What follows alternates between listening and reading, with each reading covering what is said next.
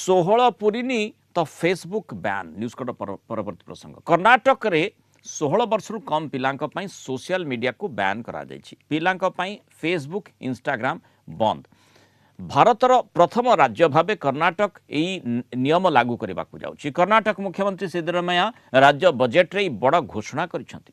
16 वर्ष कम पिलांक पई सोशल मीडिया व्यवहार को संपूर्ण रूपे निषेध करा जायछि।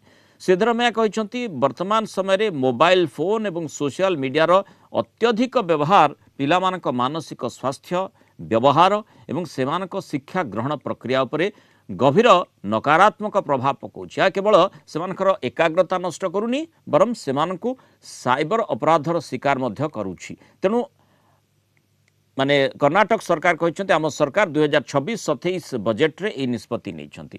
आम पिलामानकर सुरक्षा सेमानकर सर्वांगीन विकास में पदक्षेप अत्यंत जरूरी। या कार्यकारी करिबारे आमे अभिभावक शिक्षानुष्ठान और सोशल मीडिया प्लाटफर्म गुड़िकर सहयोग लोड़बू। मोबाइल सोशल मीडियार अत्यधिक व्यवहार जो पिलांक मानसिक स्वास्थ्य व्यवहार पाठ पढ़ा उपर मध्य खराब प्रभाव पड़ुथिबारु सरकार एभली पदक्षेप नहीं। नियम केवल 16 वर्ष कम बयसर पिलामानंक पई